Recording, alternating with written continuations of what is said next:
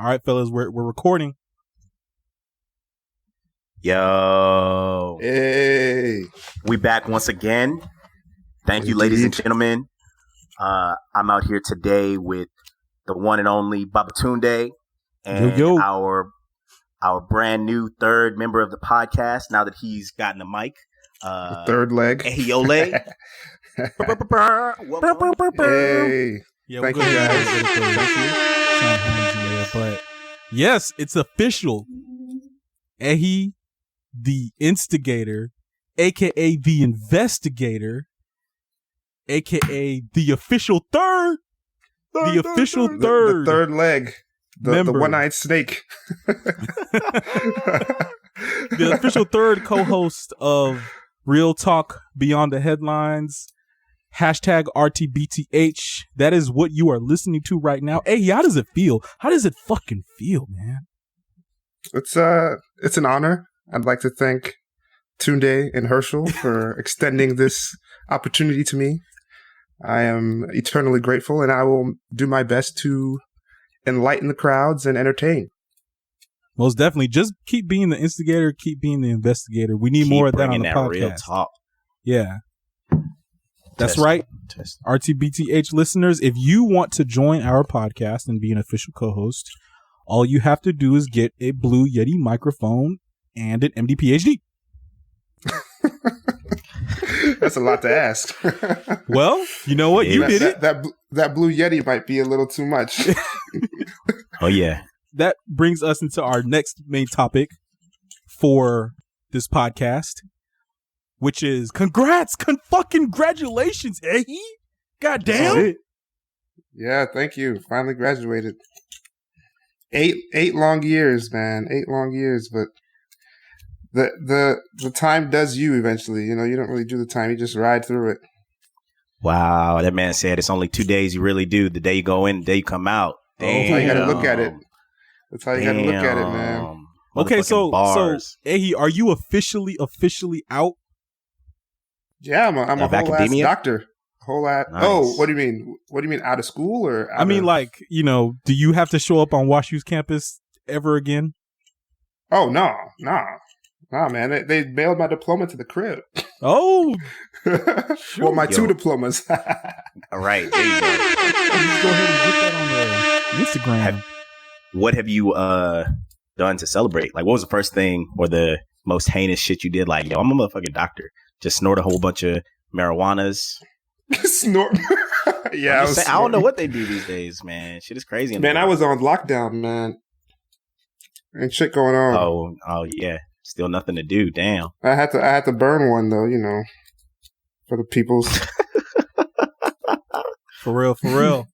So, hey, man, you know, you don't have to go into crazy detail, but it has been 8 years, man. Tell us about, you know, you don't have to go into like the school life, you know, unless you want to, but what has changed over those 8 years, man? You know, how has that impacted who you are?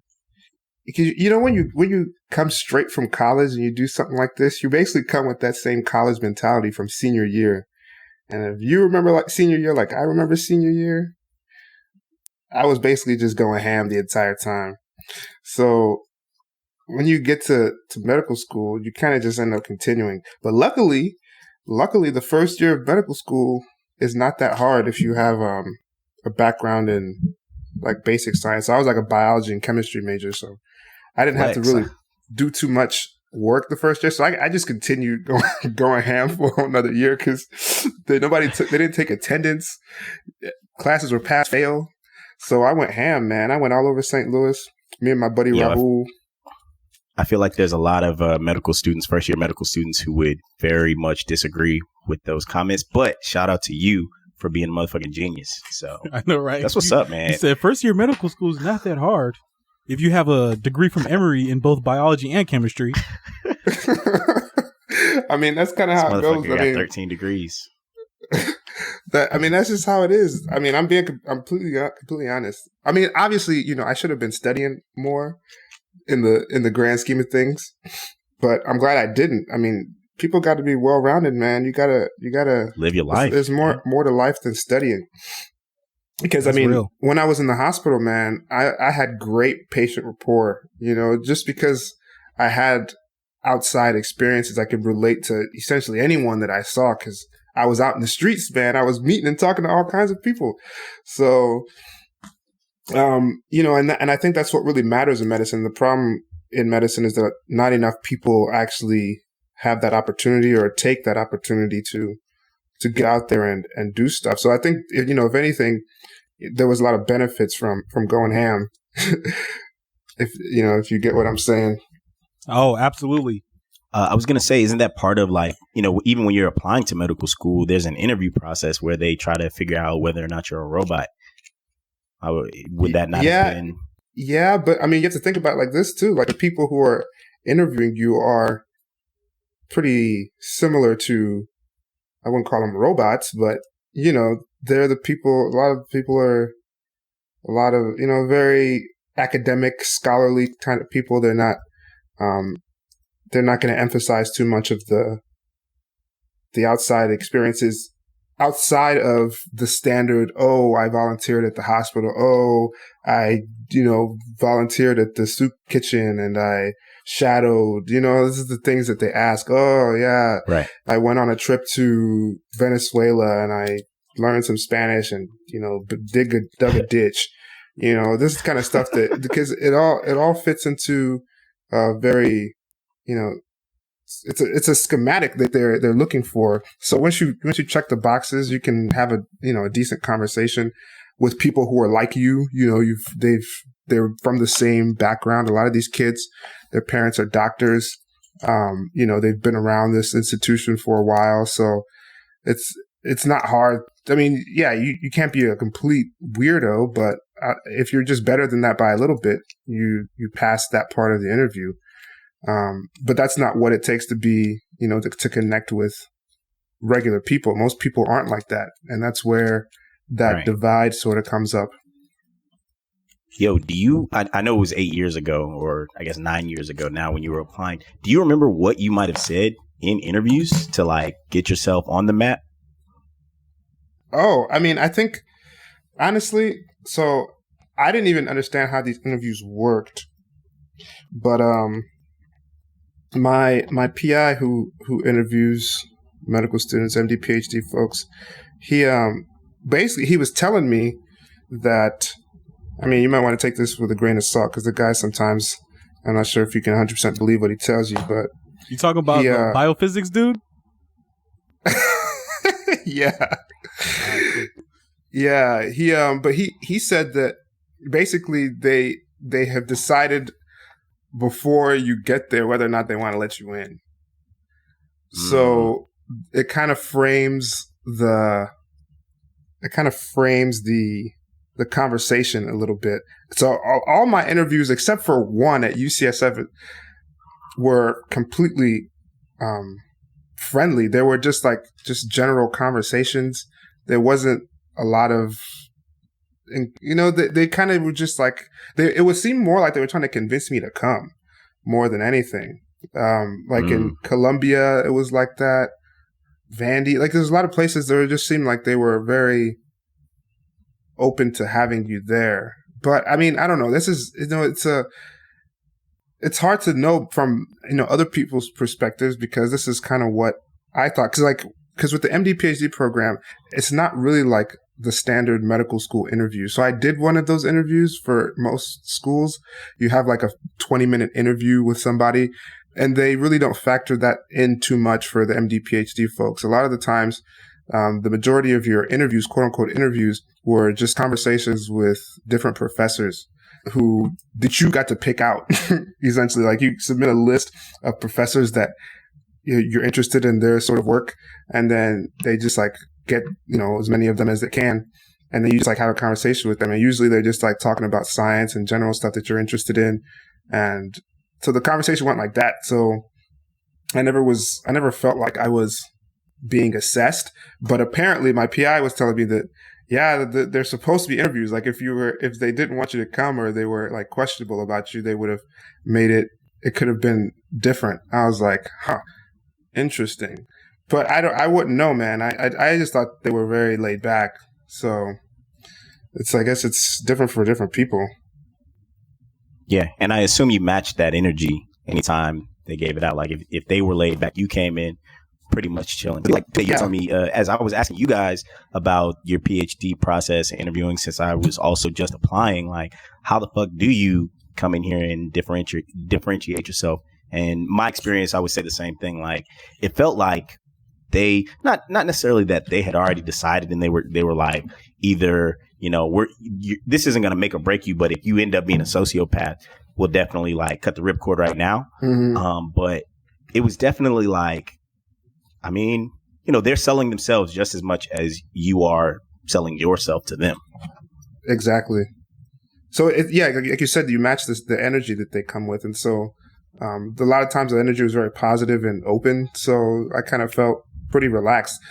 Yeah. And I didn't really think of them as interviews, honestly. Yeah. So I just want to drop 2 books or plug 2 books with regard to some of the things you brought up, Ahi. The first one is In Shock, My Journey from Death to Recovery and the Redemptive Power of Hope by Raina Audish. And this author is a physician in one of these New York hospitals. But in the book, she's just talking about how she had like a horrific medical situation, and she just felt like there was such a lack of empathy from the physicians, and she's a physician, so she's like got this real intricate perspective. And then also the other book is Deep Medicine by Eric Topol, my bad. Oh yeah. And so this book is about artificial intelligence in medicine. By the way, listeners, tune in because that AI podcast is coming to you soon. All 3 of us are deeply interested. Yo, there's like speaking of Eric Topol, I got an email yesterday that he's having, at least him and people at Johns Hopkins, I'm not even sure exactly, are there's supposed to be some kind of where'd it go? There's supposed to be some sort of like webcast. Oh, here it is. I'm looking at it right now. It's like they sent it to a bunch of MD, PhD people, but I think anyone can show up. It's like Eric Topol and a couple other MDs and PhD people who are interested in artificial intelligence. It's like going to be on June 20th.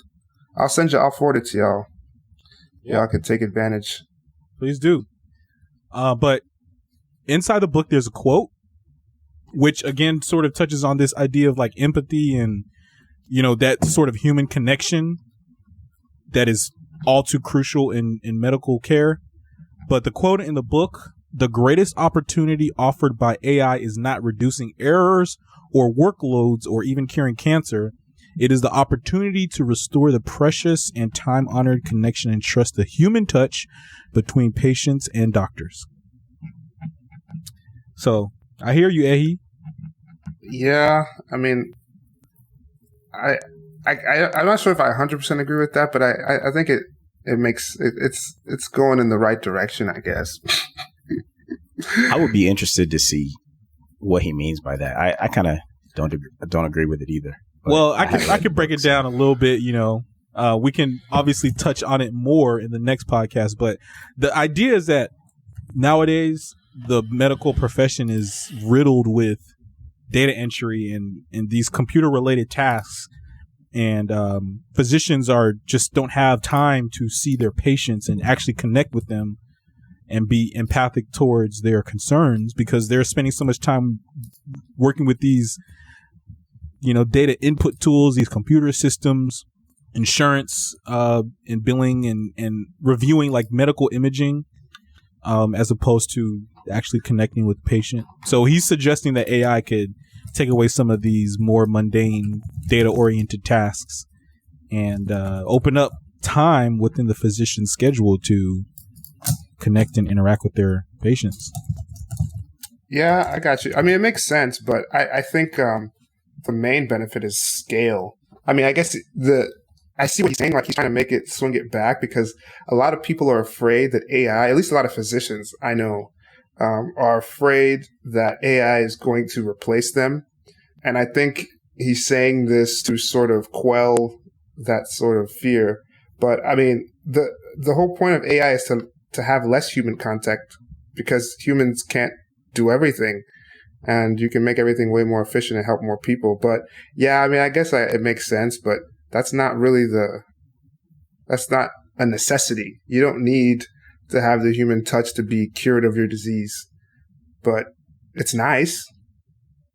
Right. I definitely feel like the implications of it are probably much better for public health and the more grandiose sphere. But I mean, it just sounds like wishful thinking. Like, I don't think he's going to get that much, or the end goal would actually get that much time back in a doctor's day.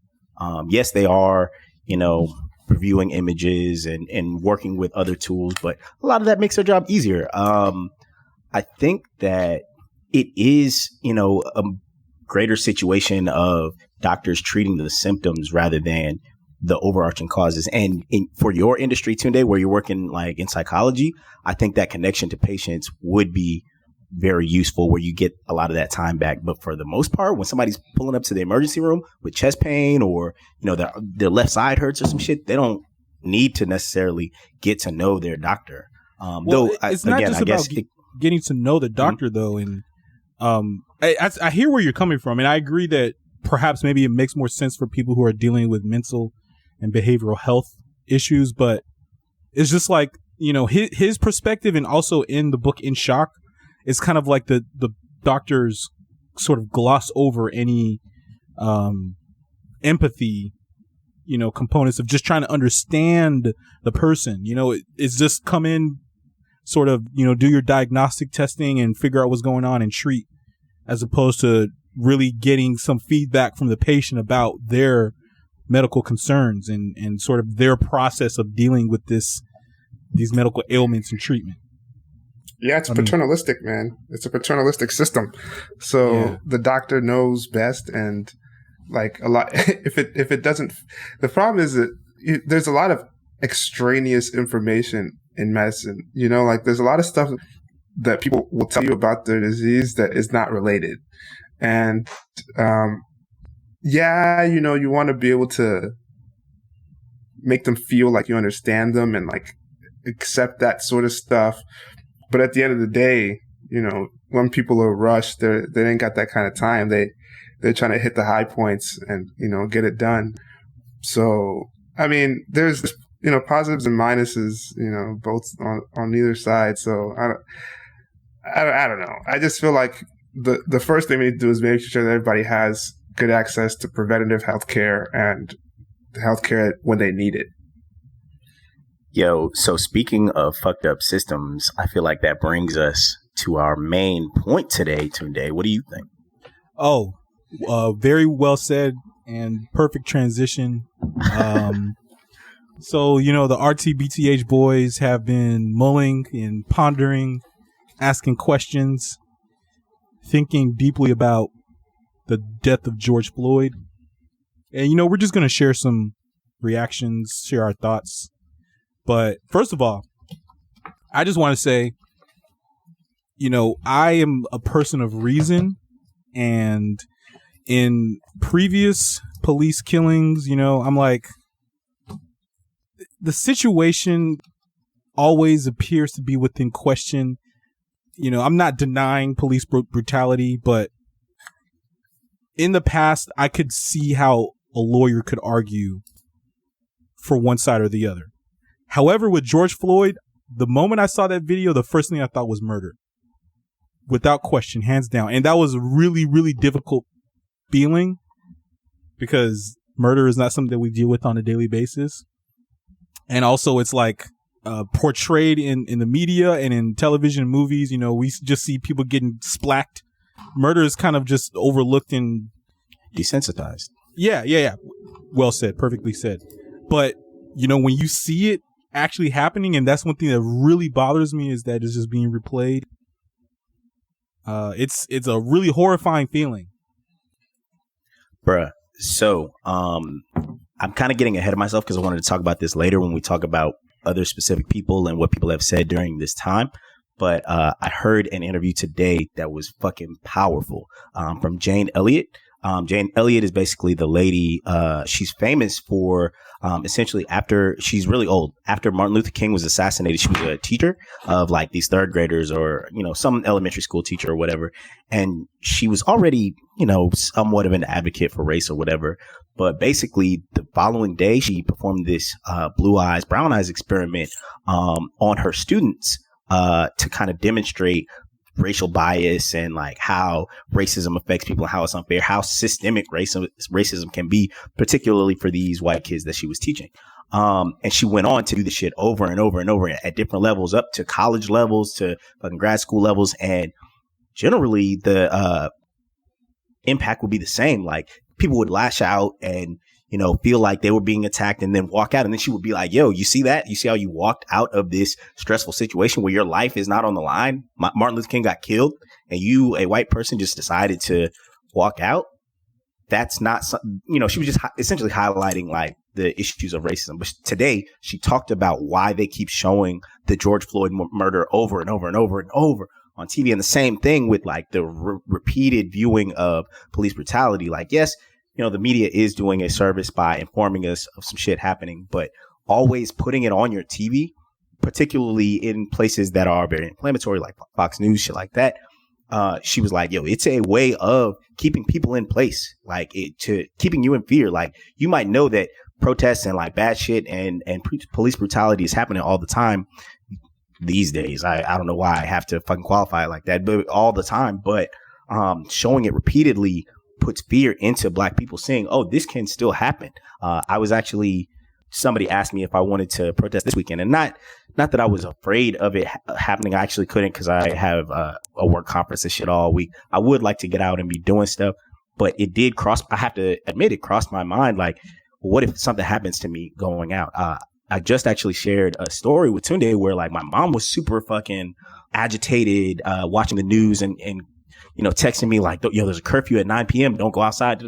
Thinking like, yo, I wasn't planning on being anywhere, but she was super riled up, which caused me to be super riled up. And we got into an argument of essentially her wanting her to turn off local news because all it's doing is replaying these same horrific images, and you're not learning any new information from watching this fear on a 24-hour news cycle. There's nothing new coming in from there, but it's people are drawn to it. Partially because, we are a fucking violent society. We can't help ourselves to be curious and know what the fuck is going on. It's it's really toxic, and it continues to kind of just bombard our airways, whether it's social media or not. Many of us have, outside of even just the fucking social media protest, posting black or whatever the fuck. Also, I got some takes on that, but I'll get into it. Yeah, so I completely agree with you, Herschel, 100%. Because it's crazy because I'm about to go back home and stay with my parents for a couple months before I start work, and I was thinking about like my exercise routine and shit when I get back, and I was like, yeah, I could just like be jogging around the neighborhood, go to the pool, use the little playground they have there to do some pull-ups and stuff like that. And then because of that Ahmaud Arbery stuff that kept getting replayed and I kept seeing it all over the place, I was like, man, is somebody in my neighborhood going to try to shoot me? Maybe that shit's not a good idea. Maybe I should stay inside and use the treadmill. Like that actually crossed my mind. Even though I grew up there, like I was running around riding my bike, doing all kinds of stuff, never had a thought in my mind about anything going bad over there. I mean, the majority of our neighbors are white, but, I never had any of those thoughts growing up. But literally like a week or two ago, I started thinking about that, and I'm just like, what? That's just so ridiculous. But you're so right. It promotes fear. And I never really actually even thought about like it's being maybe it's purposeful that the people are putting it out there, or maybe it's not, but it definitely does get to you at a certain point. It does. Yeah. I mean, it could be argued, these media companies have to compete with each other. If Fox News is just plastering it on the television, CNN has to kind of compete. I don't know much about the media, but yeah, I mean, the thing is that these systemic issues are really hard to like really track and determine. You know, we know there's systemic issues and we know that things need to be done, but integrating both of those is just a gargantuan task. I would like to say, Ehi, about what you just mentioned, man, which is kind of sad, but I've had similar thoughts recently. I think this touches on one of the main issues with racism and police brutality and other race-related issues, but you have to have that thought, you know? Like, you can't exist without having that thought. And having that thought in and of itself is stress. All three of us know how stress affects the body, you know? And it's just this perpetual stress from having to make those or think those things, having to make decisions in order to not get caught up in situations like what Ahmaud Arbery was in. And over time, yeah, that stress continues to compound. And I think hopefully for a lot of white people that they will learn that the very simple fact of being a person of color invites those thoughts. It invites those decisions that you have to make in order to avoid brutality or persecution. And that in and of itself is stressful, and stress affects the human body, the human physiology negatively. So, I mean, I know you're just telling us what's real, Ehi, but it's kind of sad to hear that, man.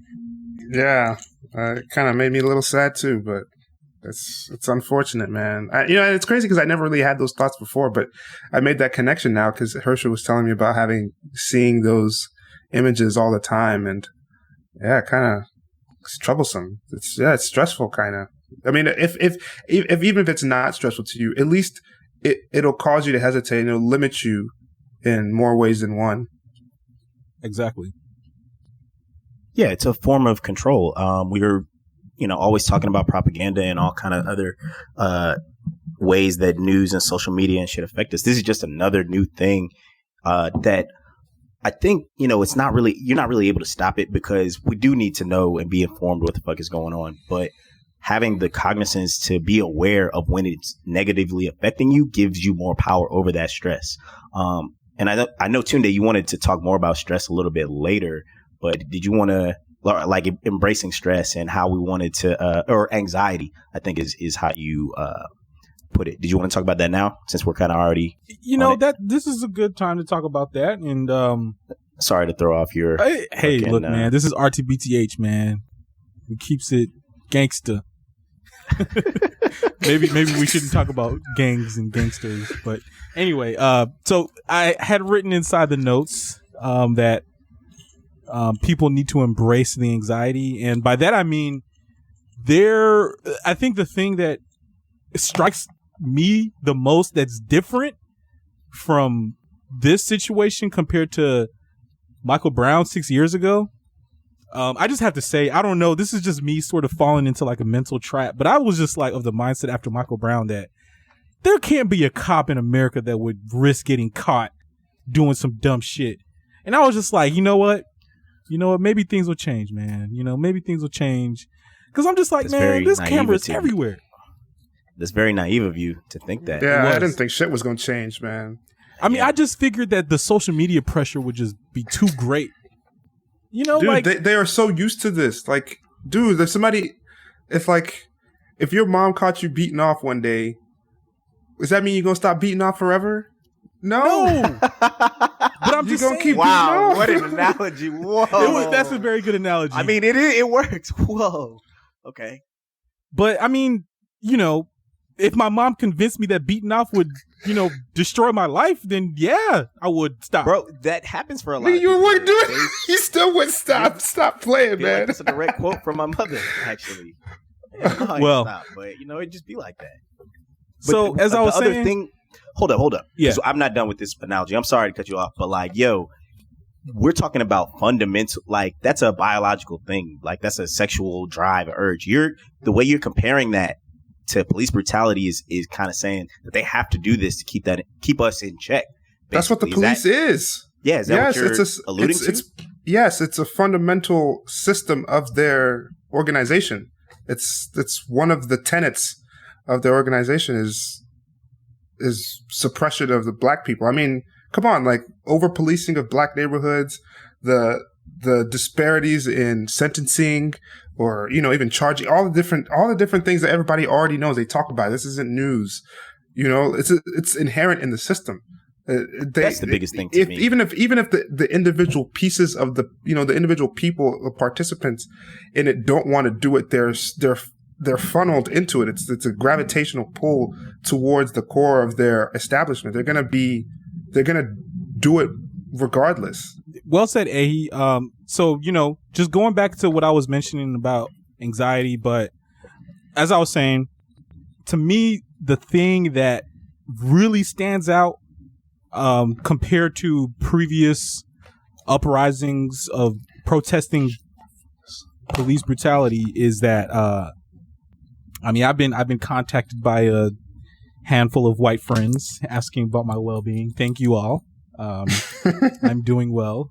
A little stressed, but doing okay, which is nothing I've ever experienced. It seems like a lot of white people are taking it upon themselves to finally open up their awareness. And that requires having difficult conversations. Even for myself, I don't really particularly like talking about race, because it's really difficult and complicated. And, I try to think that I can outwork whatever racial oppressions I've encountered. But what I have to say for the people, that's the African bullshit, man. But continue. I agree. It 100% is. But and the thing, yeah, so Africans, I guess I can't speak for all Africans, but the Africans I know generally tend to not lean into the race conversation, and it's anxiety provoking for me to sort of like address these white people's concerns and be honest and say, yeah, I'm doing fine, but I'm very distressed by the video. And I'm sure it's also very anxiety provoking for them to finally have these conversations with people of color. And my word of advice is for everybody, when it comes to the race conversations and the race tensions, you have to lean into it. This is textbook exposure therapy. You have to receive more of the anxiety in order to become comfortable with it and eventually for it to dissipate. So, I can't necessarily say that I'm like upholding this ideology, but, I recognize that I have to have these tough conversations, and so do white people. This is the thing that, to me, sets apart this particular protest, is that people are finally willing to have the tough conversations. So, my recommendation is to embrace the anxiety and learn to love it. And I get that that's a very difficult thing for everyone. That's not, it's obviously easier said than done. Our initial, gut reaction is probably always to evade anxiety, do whatever we can to get away from it. But I mean, yeah, I agree with you. And I think it does, the way like you'll be a kid and your dad will make you fucking, cut the grass or fucking, shovel the snow in the yard or whatever. I don't know. We don't get snow in Atlanta. But anyway, all those things that build character, that fucking stress, I see this as the same thing. But yeah, so you guys, both being Nigerians, raised an interesting point that I don't really think about that often because I'm just, and I'm not going to say regular black because that is derogatory, but I'm just African American. My last name is fucking Smith. Like it's definitely from somebody's slave owner from somewhere. It is what it is. But so during all of these like protests and shit around the world and whatnot, I haven't heard very much. Like I always wonder what not only Africans, but Africans in Africa where damn near everybody is black. And I'm not talking about South Africa. I'm talking about West Africa. I'm talking about Ethiopia. I'm talking about, I'm not talking about Congo because they've got their own issues going on. But those places are also have been hit with, racial divides and shit like that. Are they still protesting? I have just Googled some shit and seen like, all right, there's protests in Ghana, but like the police in Ghana are black. What? But also they don't have an issue of police brutality, I presume. Like this is not necessarily just an American thing, but it's a fucking Western world issue. Yeah. I can speak to that a little bit because I literally yesterday I talked to like 3 of my family members in Nigeria for like hours. So I asked them about the protests, and I mean, everybody, they all know, Black people everywhere know that Black people are mistreated all over the world. I mean, just, it's not just the U.S. and China. We're mistreating Africans and trying to blame them for coronavirus as if it came from Africa. I mean, absurd shit, stuff that doesn't even make any logical sense. But on the case of, the Ahmaud Arbery and George Floyd situations, the Black people they're obviously outraged. I mean, they're not surprised in the least, but there's not too many protests in terms of like, we're going to turn up against our police people. I mean, they have different issues. So, I mean, there's a lot of solidarity, and they care and they want to see stuff move forward, because a gain for Black people in one part of the world is a gain for Black people everywhere. But, I don't think, at least for me, when I asked, actually, the majority of the protests, at least in Nigeria, what I've heard of is, there's people, speaking about Black Lives Matter, but in Nigeria particularly, they're talking about the issue with rape and the police's lack of enforcement of rape because of the weird structure of the laws and, sort of societal expectations and things like that.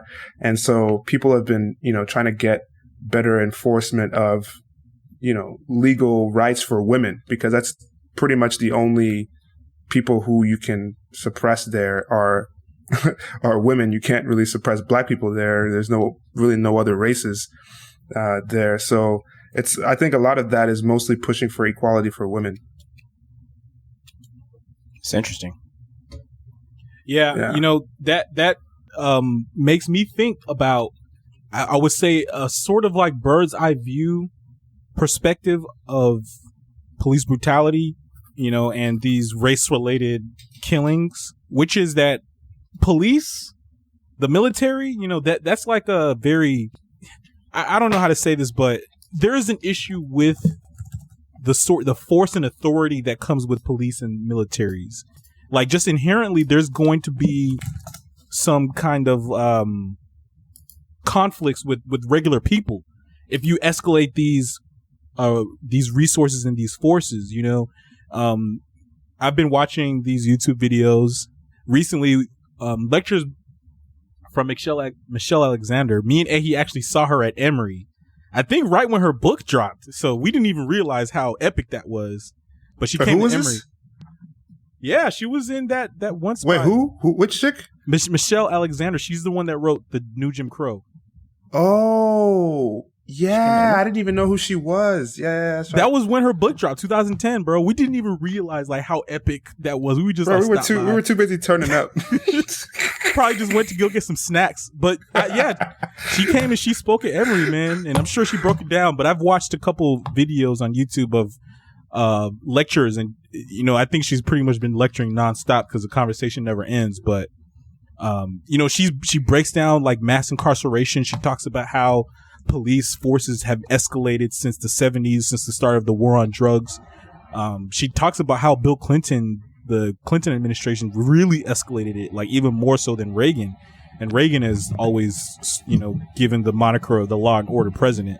But it's just like, if you add, the more you escalate the police, the military, whatever it is, the National Guard, it's going to result in conflict. It's just inevitably. At least that's where I stand. Absolutely. I mean, when you have, like, you're over here and you have your picket signs, you got some T-shirts, people are just chanting and walking, and then you got dudes with straps, military rifles, guys with grenades of all sorts, and they're over here lining the streets, looking at you menacingly.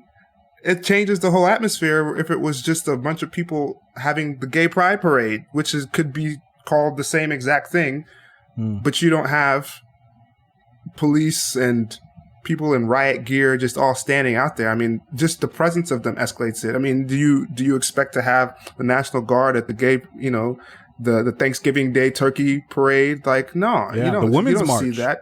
Yeah, the women. I mean, any of that stuff. You don't see that. Nobody's turning up.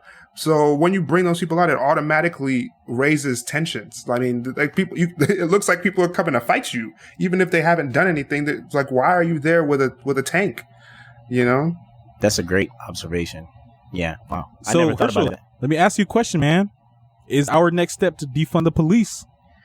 bruh. So I don't understand what that means thus far. Me neither. Like, I don't know if I've just not read enough. I've tried to get into some articles about it and stuff, and I've seen what Minneapolis is trying to do and whatnot. But and I get that, you know, to rectify a broken system, sometimes you have to tear down the entire system. But I think this is, without any other information on it yet, I think this is one of those buzzword fucking things that just sounds good, that doesn't really mean what we think it means. And I would be remiss to like sign on to something that I don't fully understand yet. I don't think people should do it either.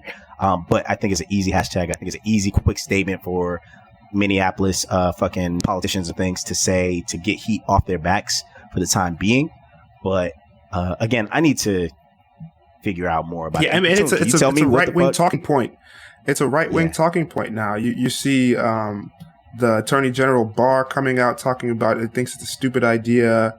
You know, all the Fox News people are you know, riling up, race baiting, all of this, their usual antics about this to scare people. I mean, I don't understand it enough either. So I mean, I can't tell you exactly what it is. I mean, I think, you know, it's a very harsh term for what they actually want to do, but it makes it easy to vilify, which is problematic in this day and age where people are looking for opportunities to stop any kind of momentum for progress. I think it's similar to one of those things that happened during like I shouldn't say it like that, but during the Iraq War when Bush was president and stuff, where they talked about like the enemy as insurgents. They kind of take away the humanity of the people that we're fighting against and shit like that. Like the idea of saying defund the police is another, like you said, another one of those buzzwords. But as I try to look and think, like, what could this even mean? Does this mean like removing funds so they can't purchase equipment?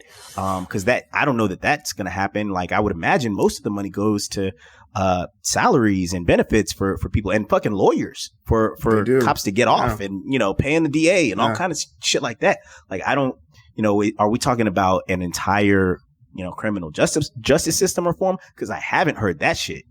I haven't heard anybody say that. That's true. I mean, I think the general gist of it from the like 5 minutes that I saw like posts about it is, it doesn't mean like to just turn off police and then like go away, guys, stay at home.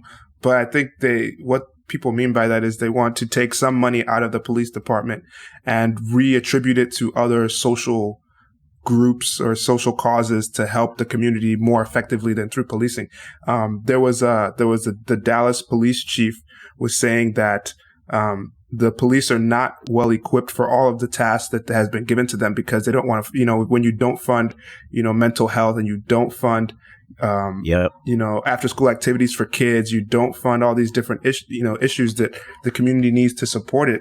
The police are the ones that ends up doing it. And so, you know, they're building up the police budget, you know, hiring police officers to take care of all of the, you know, the miscreants and the crime that comes from not taking care of business the right way. And so if you take some of that money out and say some of you cops need to go be social workers and go and do this, that, and the third, that might be what they want. But the wording it's problematic.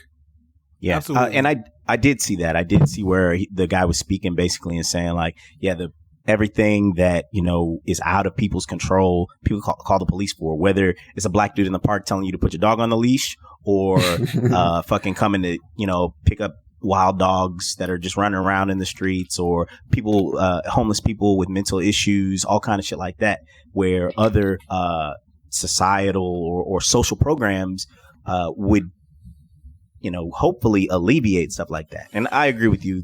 We need something, but I don't think, you know, they're ever going to defund the police force because they already got a problem not defunding the military, where we're constantly pouring more and more money for more and more equipment, more and more shit. Like that's the American problem. Like, and I would assume that the same people who make money from the military industrial complex and from, war profiteering, all that shit, fucking Lockheed Martin, all y'all. I would assume a lot of them are making the same gear for police and lining those same pockets. Prison industrial complex. Also. Yep. Exactly. I want to say, to me, the defund the police has been completely snatched up into the social media storm. I will get into it later because y'all know how I feel, man. Anyway, all I want to say is don't get lost in the social media sauce to all the listeners. But with regard to defund the police, when I first heard it, it sounded to me like deregulate the police. And, I know it's not a complete perfect apples comparison, but, to me, it's like conservative values is all about taking government out, taking the money out of government programs because we don't want the government to dictate our lives. We want less government. The conservatives want less government. And how do you do that? You deregulate and you take money away from government structures. No, that's not necessarily true. I mean, that's what they say, but that's not what they mean. That's not what they do. Yeah, I feel you. In actuality, that's not what they do. They just put it elsewhere to benefit them. Yeah. But the thing is that, look, deregulation to me doesn't work all that often. Internet, oil, freaking Enron. The whole situation was that there was no deep regulation of what they were doing. Same with the financial crisis. Financial products were not regulated. So I feel as if, definitely I think the police forces need to be lessened, but defund the police is just a sort of nice, clean social media talking point for now. We'll see what the policy wonks come up with down the line. It's a buzzword. It's a headline. Everybody wants to get the 2-second news spiel. It's like, that's not how the world works, man. That's just unfortunate. Yeah, and it just sounds like budget cuts, which sounds like people losing their jobs, and those people who have guns are not about to all just walk away from their jobs. And I'm not even talking about citizens, obviously. I'm talking about the police officers who are not going to be like, oh, so you're shutting down our whole precinct? No, that's not going to happen. And I've seen other fucking police chiefs and stuff speak out against this, again, kind of using this fucking buzzword against the movement to be like, yo, well, so we're just going to stop, coming to your aid and safety and shit like that, where already, how often are you directly interacting with the police? Like the only other times for real are when people call the police if, yes, you get swindled or a crime, an actual crime happens, but also when we have car accidents, you got to call the police so they can come and, file a police report so your insurance company can fucking follow up and you can actually get your money and all kind of shit like that. So there are all these other financial structures that are tied into this that I don't think we even realize. And I don't think. Oh, go ahead. No, I'm done. Go ahead. My bad. I keep cutting you off. I feel like you're about to stop. But anyway, I was about to say like the cops actually do a lot of good. They do a lot of bad things too, but they actually do help the communities in many ways. The bad things just get super publicized, obviously. Yeah. I mean, with the way they interact with the Black community is. At least, it leaves a lot to be admired. But, I think this is why the defund is kind of scary. I think, better wording. But sometimes you got to go with what you have. And maybe that's the best they could come up with. And that's what caught on. And so. Well, they painted it on the streets of D.C. So, yeah, it caught on. I've been thinking a little bit about the protests, the looting, the rioting. I want to hear your guys' thoughts about, where do you stand on the rioting, the looting? Because I think the police would argue that they anticipated rioting and looting would happen, and so they have to sort of come in force early in the protest in order to mitigate it. Personally, I believe someone has to take an L. I think to a certain extent, people can kind of think of these social movements as a zero-sum game. But when it's this huge and it's this emotional and it's just this moving, someone's got to take an L because there's a lot of people in pain. And, the movement is about sort of that pain coming out. The pain was exposed with the George Floyd video. And I'm just like, look, man, I don't want to say let it burn, but, some of those people who are taking L's, whose businesses are getting destroyed, and I absolutely hate that's happening, especially in the context of the coronavirus, which is destroying so many small businesses. I'm just like, look, someone somewhere, or lots of people in lots of places, the whole entire nation needs to learn something new about themselves and our society. And someone's got to take the L. To me, that comes in the form of looting and rioting. Yeah. I mean, I don't know. Like, who was it that said that the rioting and stuff like that is the voice of the unheard, or the cries of the unheard?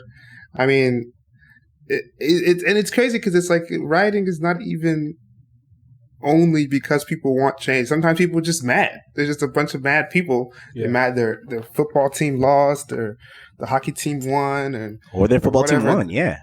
Yeah, they go and like start burning cars and flipping them over and stuff. Like, I mean, sometimes when you're just too hype, you just gotta fuck shit up. So right, exactly. Yeah. But the only reason why I'm against the riots, like you said, destroying small businesses. I mean, even the large businesses, I'm not sure people should care too much about them because they potentially have benefited from these institutions of racism. But I mean, the second thing is that the news media is going to be drawn to them like moths to a flame.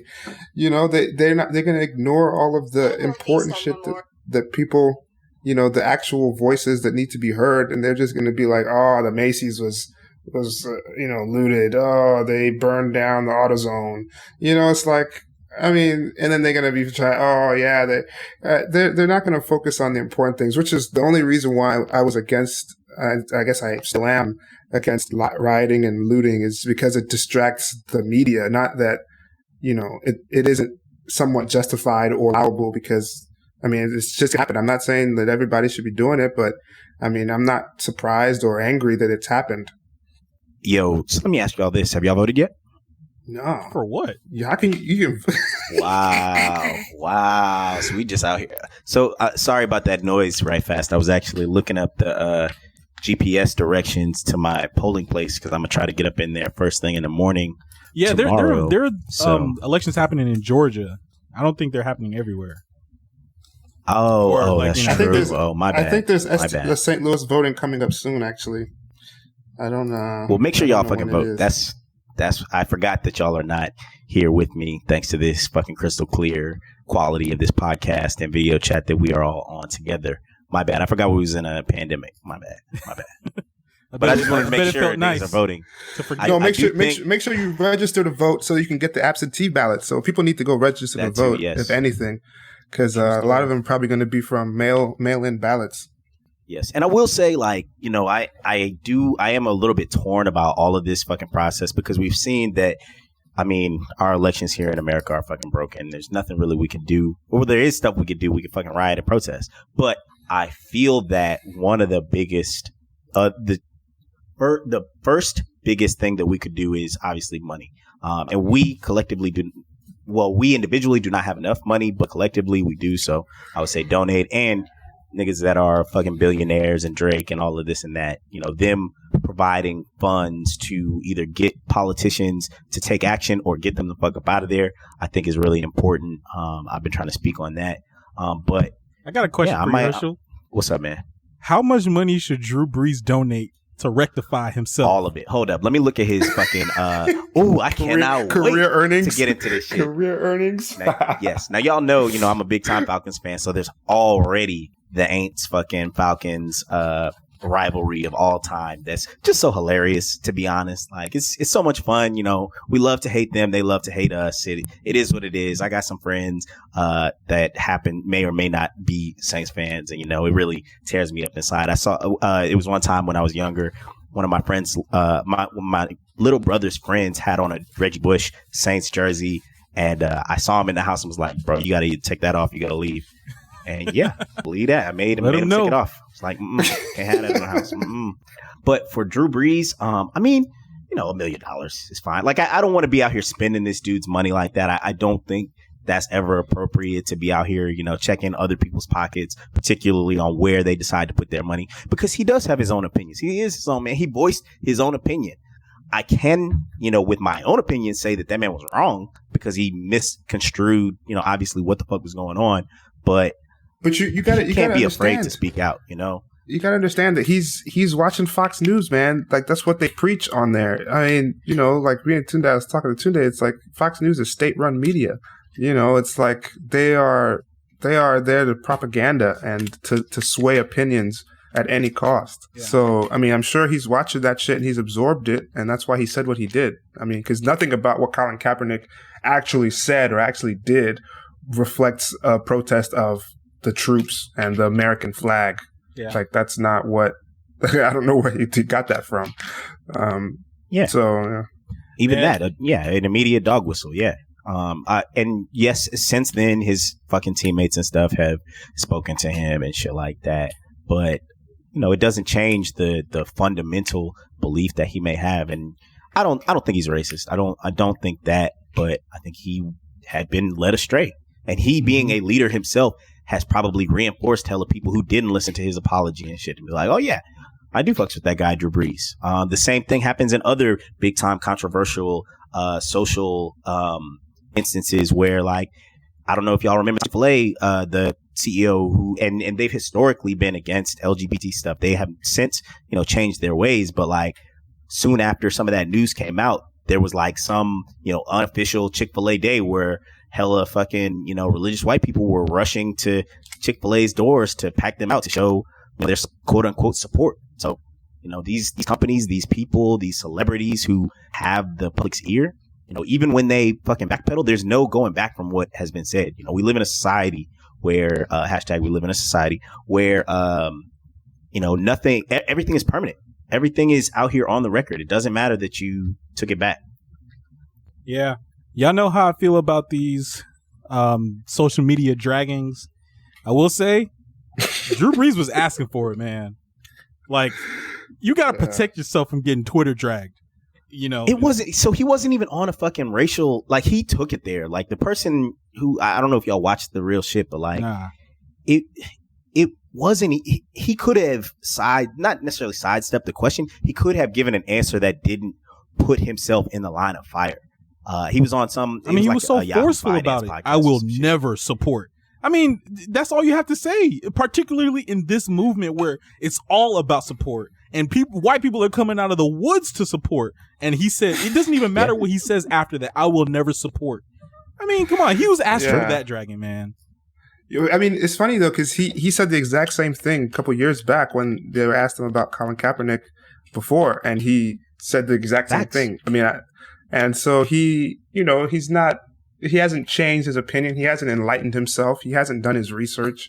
So, and at the end of the day, man, I really can't blame people because we're not taught this as a part of American history. This stuff is left out.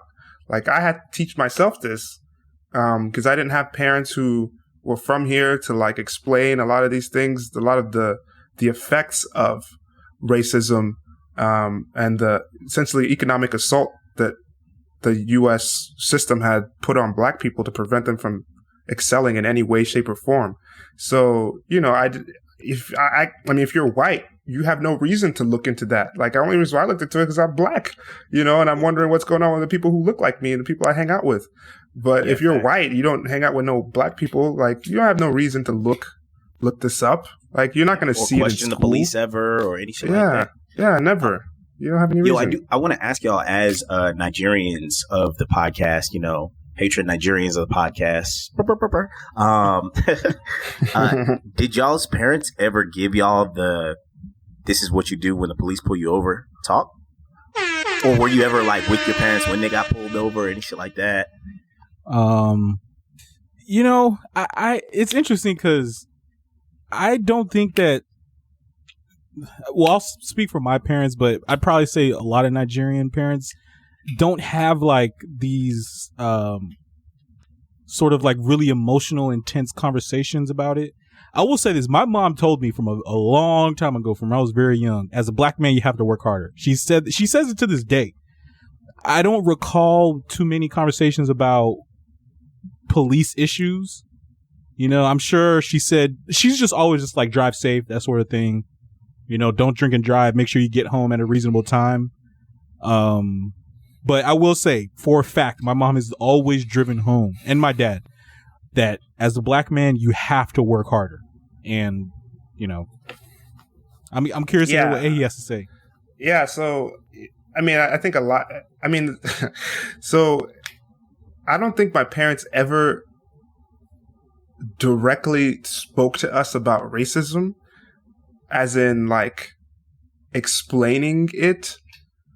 And I assume it was partly because they don't want to discourage us from putting forth full effort, because, you know, it's hard to put forth full effort when you know that it'll be automatically discounted and other people have a leg up on you because of something that is inherent about them, you know, their appearance, not their actual effort or intellect. But, you know, the one time my dad told me, I remember this because I was like, this is so bizarre. But he told me, he was like, you should, whenever you're driving, never wear a tank top or be shirtless because the police will see that and they'll pull you over. I was like, what? That's real as fuck, though, man. But he was, and I think he was like, don't like drive around with your music too loud because they'll come after you or some shit like that. And I mean, he's basically, I mean, he was speaking on it, but my parents never actually really like said like, oh, I mean, they talk about racist, like stuff that's, you know, they talk about white people and them doing, you know, racist things, but they never really talk to us about it like directly, like, oh, okay, like when you go out there, you got to expect that people are going to be this way to you. Nah, they never really did that. So another question for you, Herschel. Has Kanye officially redeemed himself after having donated $2 million to the cause? I think specifically to George Floyd, Breonna Taylor, and Ahmaud Arbery.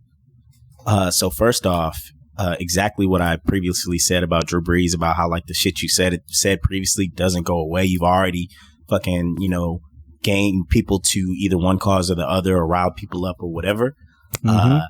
He hasn't fucking washed away his sins. Like, it has, you know, it's helpful. Any dollar is helpful. And now I actually do have an answer for your Drew Brees question. Drew Brees got to double it, to be honest. To even like start to change my mind, he's got to give $4 million and like not even, you know, he better throw all his touchdowns to black players. They got to cut Taysom Hill, fucking everything, dog. Like, that's how he fucking, you know, gets reparations from me. So Michael Thomas better be MVP this year, otherwise it's over with. Yes, facts. Which is possible. Like, you know, I don't deny that shit could happen, but I mean, these statements don't go away, man. Especially in this society where we just are out here living or you know, remembering people at their fucking very worst moment. It sucks that that's the case. This is definitely, you know, a step towards healing, but Kanye got to make some more, you know, black empowerment music. He got to fucking, I mean, I guess he's already smashing a white girl, so I don't know. Man, Armenians are Middle Eastern, man. She's not white. Yeah, they're basically, you know, people of color as well of the European world. They would get, they first off, they claim white, but they get prejudice against them similar to, you know, other ethnicities where, you know, skin color is taken into account. They were considered gypsies and shit, like the Hungarians and all kinds of stuff. So I get it that they want to consider themselves minorities, but here in America, or where when the police pull you over, that's where like the line is. So even, you know, these black men who, you know, don't identify as black, I kind of want to interview and talk to some of them, but it gets so contentious very quickly. But like, yo, it doesn't matter what you believe. It's, you know, perception is reality out here. And like whatever the cop perceives when he pulls you over at 2 a.m., you know, that's what it is. It's not even just the cops, though. I mean, I think people are minimizing this to just interactions with police and the legal system. I am sorry about that. But Well, I mean, not just you, but I'm saying like, I think you were talking about a specific instance, but I mean, this kind of just made me realize, something that I was thinking about before is that, I mean, this is an American issue. Like you show up for a job interview and they see that you're black, that changes their whole perspective of what's going on now, for a lot of people. Some people know, but for a lot of people, that sort of thing makes an impact, even if it's not in the context of law enforcement, in terms of opportunities and, your ability to get certain access to different things. You may not be afforded that just because people can see that you're black. I mean, they talk to you on the phone and then they see you in person and they switch it up, it's that sort of thing. So I think we need to expand it beyond, just criminal justice system. Most definitely. And yeah, for me, it's about policing as far as like the United States. And I like what you said about it being an American thing. Like the United States loves law and order. The United States loves the military. The United States loves punitive actions for anything, freaking speeding tickets or on your bank account, you get a fine for this and that. Fucking Xfinity, man. They got fines for it. Well, I guess that one's a little bit of a Freudian slip. Fuck Comcast, by the way, because they always charging that nigga. But just in general, because you forget to pay them. no, because they just charge. Dude, I'm telling you, my bill goes up every month, even if it's just a couple cents. It goes up every month. I'm just like, they how? do that to me too, man. And the next Secretly. 2 years later, your bill is like $15 more. Like how? But the United States is a very punitive nation, and I think it's been invested in way too much. Again, going back to the war on drugs and the laws. What is the one that Bill Clinton is known for? Broken windows or something like that? Or, oh no, he's the 3 and you're out, and also minimum sentences. 3 strikes. Yeah, 3 strikes. Like the 1992 crime bill or something like that, isn't it? Yeah. So it's just I will say about Kanye West. Me personally, fuck him. That's how I feel.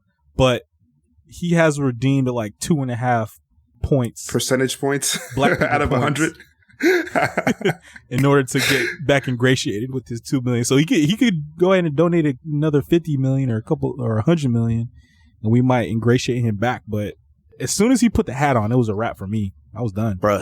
Speaking of 100 million, I know y'all saw Michael Jordan step up to the motherfucking plate. After, years and years ago talking about some, Republicans wear sneakers too, he finally, realized, oh, it's not just me that's out here, being Michael Jordan, not black, not white, whatever. Like, this is a real issue. I need to get behind this. $100 million. I'd never seen that many zeros, like, just written in an article before. I had to, like, recount it a couple times. Like, hold up, wait a minute. What the fuck? It is over the next 10 years. He's not just about to. He could pull it out of his bank account right now, but like that would not be obviously fiscally. Man, he's taxing it from black people. He's just going to take black people's money and give it back to black people, which is cool. Also, I'm sure getting tax write-offs for we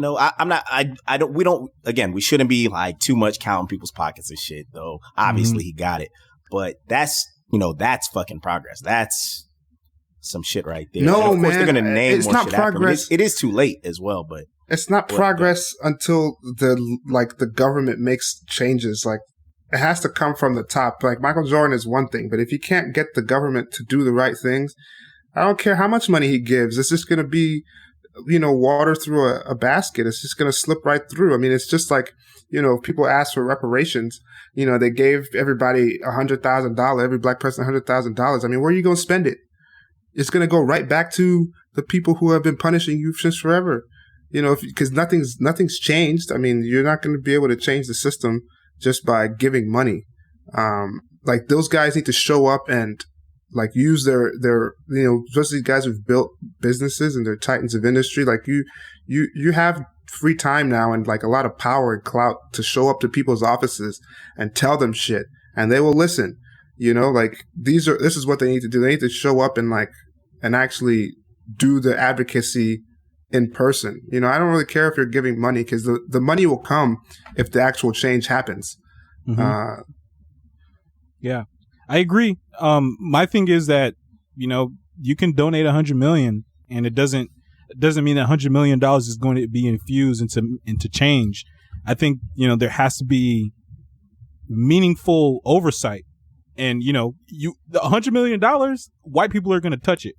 And I'm not discriminating against white people. I'm not suggesting that they can't be a part of the cause. But if you don't have people, community members specifically of color, who are involved, literally line item budgeting with this type of money, I think the same issues that we've dealt with for decades and centuries could continue to be perpetuated, which is that it's mismanaged and potentially invested in proper areas. So, shout out to Jordan, finally got around to watching The Last Dance. And I was originally afraid because I felt like I would be compelled to consider Jordan the greatest. But after watching it, I know for a fact he's not. So we ain't even got to talk about that. Wow. We ain't even got to talk about that on this podcast. Wow. Oh, this is a sports right, podcast. Today, man, you can't just be out Never here forget. dropping fucking grenades into the podcast and then just walking away. Man, that's not cool.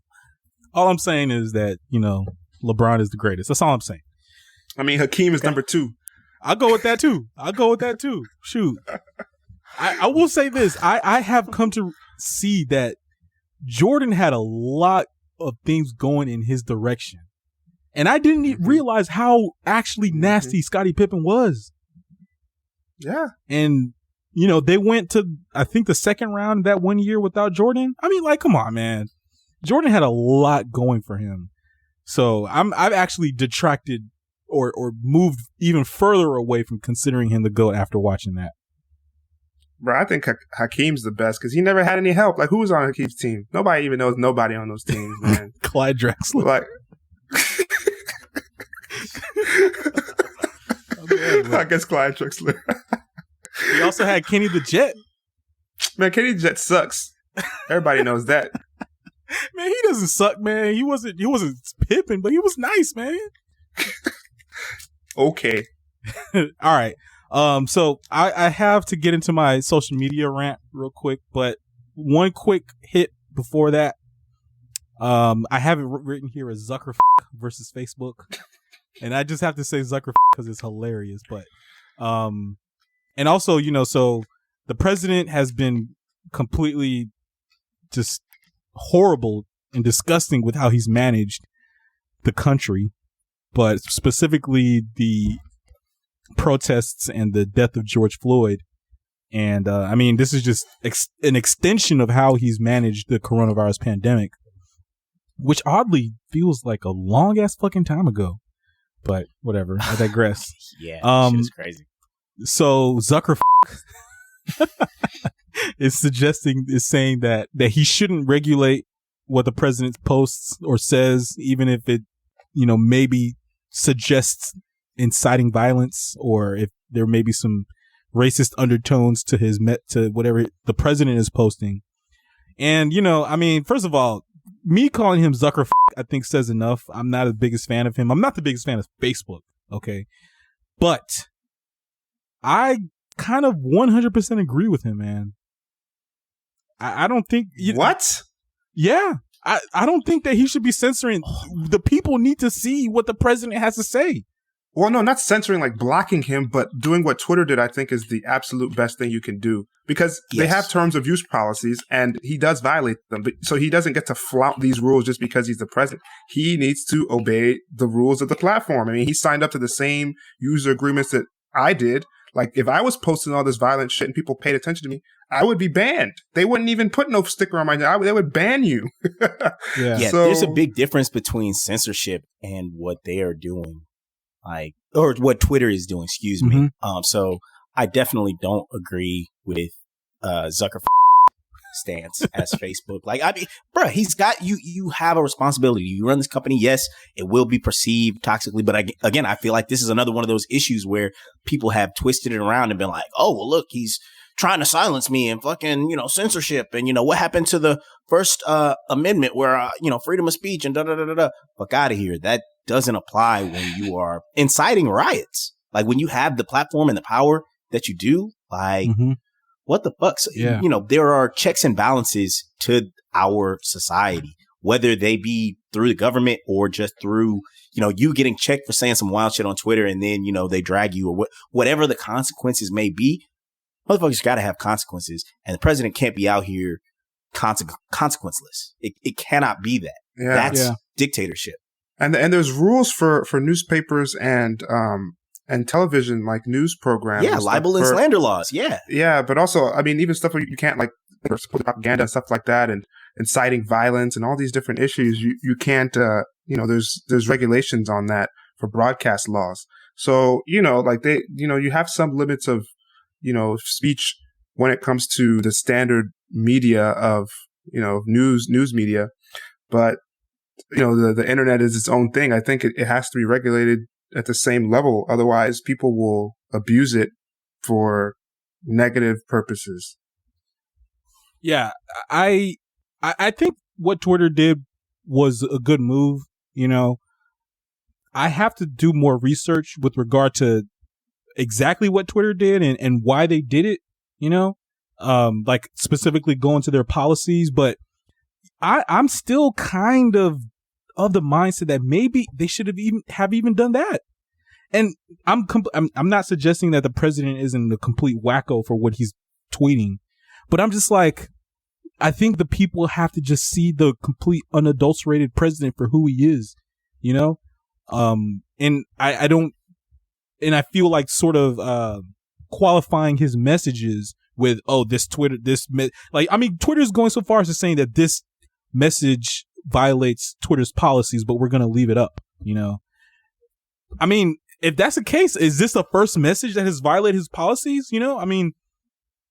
I would say, like, just for the sake of continuity from how they've treated his tweets all these years post, his election, I'm just like, just kind of let it be, the people will make, and unfortunately there's a bunch of dumb fucks that are going to take what he says and kind of misconstrue it and turn it into and become more racist, or, there's a lot of dumb people who are going to read into these messages in a way that's very inappropriate. But, that's the cost of doing business as far as I'm concerned. That's the cost of having a president like him. But I believe that we should allow the president to be exactly who the fuck he is, and we make that decision for ourselves. I think that's dangerous, man.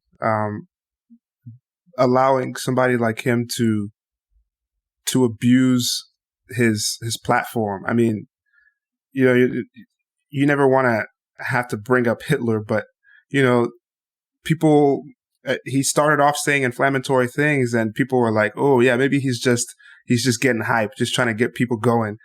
And then things got out of hand. Nobody was censoring him until it was too late. And then it was too late. Then he took over and it was over with.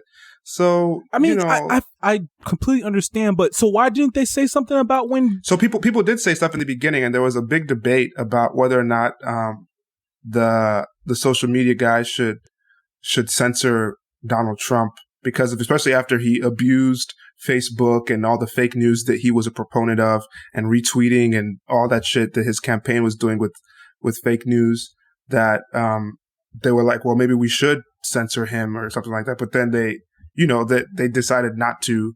I mean, I feel like there has to be a certain point where you start. Mm-hmm. You can't have done the right thing from day one, unless you're a savant and the future and you can process all this information.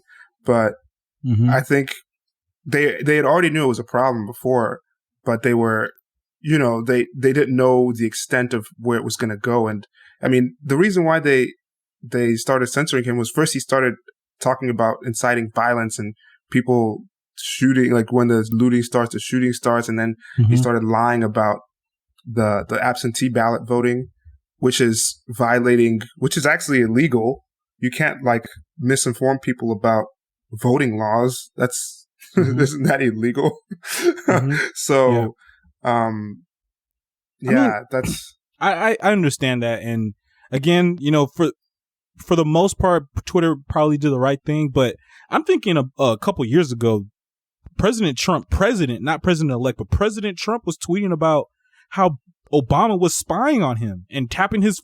I'm like, if Twitter doesn't say anything back then, I understand now it's about inciting violence and he's, commenting on actual laws that could sort of influence voter patterns. But I'm just like, I mean, he's done this, like, I feel like there's been plenty to sort of qualify or censor up to this point. So if they've been of the hands off perspective or method up until now, I don't know.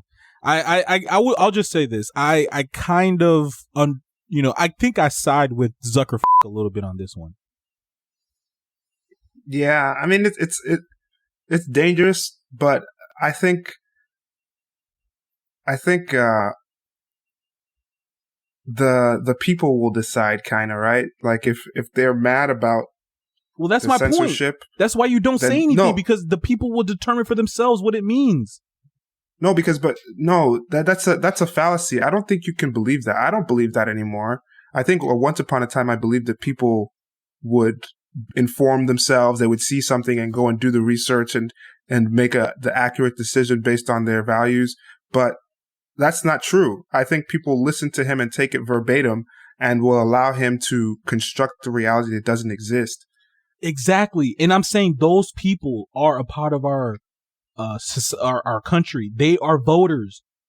And we that's a cost of doing business. When you have a demagogue, and also when you have people voting for him because he constructs their reality for them. Again, going back to these claims that Obama was tapping his phones. I'm sure there are people all over the country that believe that. Has Twitter said anything about that? These are people that are going to be voting in November. But you can't know that. Twitter doesn't know whether maybe he was tapping his phones. I mean, Donald Trump is the government. I'm pretty sure that everybody. That is where the line is, where like you can't, they can't quote unquote accept responsibility. Although big ass companies like Facebook can, where they see all of the hits that like, Russian propaganda and all kind of shit has and can. I can't say directly identify, but relatively directly identify the effect of propaganda. I think that's where there's a difference here, but you can't write off everybody's or the population's stupidity. So I mean, I don't know. I agree with you. Never underestimate the stupidity of the American people. I can't remember or any fucking people in large groups. Any fucking, anything more than like 10, 15 people, y'all gonna do some dumbass shit, man. It's gonna be trouble. Like that. It is what it is. That's kind of a societal thing. Yeah. But I was going to say, though, my thing was that you have to let the people decide. Like, if they are not happy with the censorship, they can stop using Twitter and get on Reddit or whatever. You know what I'm saying? Like, it's still up to his user base. So if Trump is saying, oh, okay, well, since I'm tired of them, like, let's move to this thing, and then they can start their own little world, and that's completely free and fair. Mm-hmm. And Trump could start a company, or his son can, and then they can do it that way. I mean, if that's what they really want to do, if they feel aggrieved, they have every right to do so. You're describing Fox News. Yeah, that's society. Yeah, so they have their own platforms. Yeah, so I agree that you can't. I don't know, man. It's incredibly complex. And well, I will say to Ehi, like, I think you're minimizing how powerful these companies are. I mean, people are talking about Facebook being a monopoly. Like, if people don't like what's happening on Twitter, they can go. But is that going to happen? It's probably not, because Twitter has completely not monopolized specifically what they do. Is Reddit going to be able to come up with some sort of like what they call public square, to the same effect that Twitter has? Like, people have to stay on Twitter. People have to stay on Facebook. They don't have to. Those aren't essential. Yes, they are. What do you mean? That's what I'm saying. They're rising to a level of a monopoly, to a point that they are essential. It's an information system at this point. Oh, I see. Okay. So it's like if they, so I don't think this is going to happen. And again, I have to commend both Twitter and Facebook for remaining mostly hands off. But if they continue to sort of like qualify his tweets or whatever, I guarantee you the vast majority of his base will just continue to use Twitter as opposed to leave, because they can't.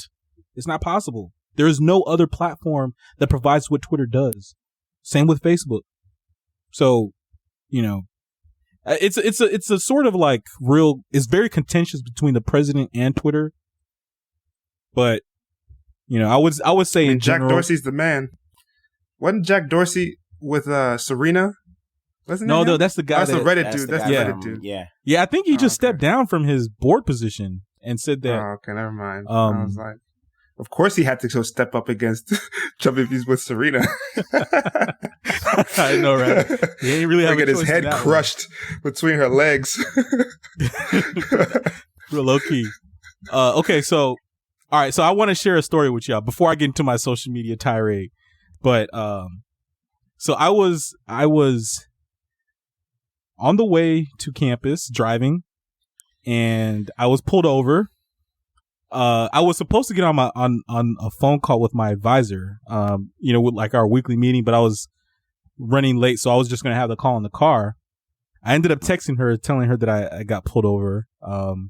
She's a white woman, a beautiful, wonderful, kind person, who has advised me and mentored me wonderfully. But she is a white woman. So I'm just saying that because that must have been a very interesting situation for her to be in, like, just got pulled over by the cops from her 6'2" big as fuck black student, but whatever. So the cop came up to the window. By the way, I roll down every single window when I get pulled over, which doesn't happen too often, but that's my go-to because y'all gonna definitely see these hands on this wheel, but I got pulled over because my windows were supposedly too dark, and they were. I know that. I got them too dark. Fuck the police. I got them too dark on purpose, and also I was missing my front license plate, which was straight up stolen. I don't have anything to tell you other than that it was taken from me. And I mean, I slacked. I was like sort of slacking on getting a new license plate, but I just told her it was recent. I was like, I don't know, it just happened. So I was let go with a warning. And I just want to say, was I racially profiled? I mean, we won't know that. No, you said that your windows were dark tinted. She pulled you over because you didn't have your license plate. I mean, bruh, listen, man, we won't know that without talking to the cop and fucking. But the thing is, like, who gets pulled over for their windows, for their tinted windows? I mean, could she see you that you were a black man behind your tinted windows? I don't know how tinted your windows are. I really don't know. I really couldn't tell you, but I mean, I kind of forgot about this event until, the recent events. I forgot about that situation until recent events. And me, like, I've always just been a little, I've kind of like been like, I don't get racially profiled. It's a mental fallacy. I know that. And it's very naive. But I was just like, why the fuck did I get pulled over that day? Bruh, were either of you guys in the car with me? Bro, what are you talking about? We got pulled over? Did you say you didn't have a front license plate? Yeah, why did you get pulled over? Who gets pulled over for that? Who gets pulled over for that? I've heard people got pulled over for that. Black people? I mean, white people. We can't do that with this situation, bro. You gotta come with a better situation where, like, I have stories where I've been pulled over and he was like, yo, where the fuck y'all going? I haven't seen this color of this car before, and I was just pulling y'all over. I want to say one of y'all was with me. It was at least 4 of us black dudes from Emory in the car. I know at least Ben Hayes, shout out to Ben Hayes, was sitting next to me when this shit happened, because I asked him, like, yo, was that shit weird? What the fuck? But, like, I just don't know. But well, that's what I'm saying. That's why I'm asking y'all, was I racially profiled? No. I mean, no, in this instance, but like you can't boil it down to just that. Like it becomes one of those situations where this is a, grand scheme thing. Like you might have to look at whoever pulled you over's whole day of pulling people over. And if it was like 87% black people in Boston, where the population is not that high in terms of black people, then yes, you are racially profiled. But we cannot sit here today. My fucking data-driven, stats-based fucking soul is not going to allow us to say that this particular instance was racial profiling. It could be. It very well could be. But I don't think, bro, we can't do it like that. That's not how... We can't do it like that. You at least got to give us like, yo, she called me a nigga. She fucking that's not how racial broke my profiling taillight works. on the way out, bro. Like, you can't. What do you mean? That's not how racism works. That's exactly how racism works. No, racial profiling works because people pull you over for your race, and they don't necessarily have to say all that other shit. Saying all that other stuff. Well, I mean, if she's keeping you in check, it's part of this whole fear thing. What? It's just keeping you in check. It's another part of the whole fear-based mentality of like, oh, I could have got you for some shit, but I didn't today. And then that validates her for being like, oh yeah, I was, or him or her. I don't know if you said it was a man or woman. It was a woman. For being a good cop or whatever. Like that doesn't change the fact that it may or may not have been racial profiling. I'm not comfortable based on what you told me. I will say this. But first of all, I will say this. That's the second time I've been pulled over for supposed tinted windows. The first time was bro, how dark is your shit, bro? How dark No. The first time wasn't my car. Okay. But it was actually on the way to Muscogee County to bail a certain someone out. Oh my God.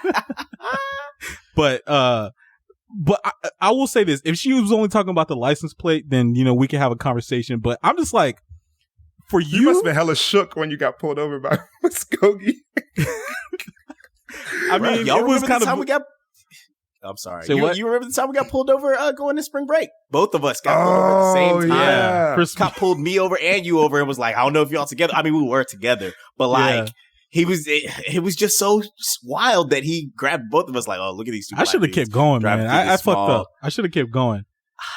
Because cop. If you'd have kept going, he'd have got you, and then I could have kept going. But like, nah, you shouldn't have kept going because you never know when it could have got worse. Like that's a whole issue with this police brutality thing. You never know what the fuck might happen. I count every time I get out of a police interaction with my life a fucking success. That's the real victory here. That's where I'm afraid to call your most recent situation racial profiling. Knock on wood, I haven't been pulled over in many a years now, and I do motherfucking speed.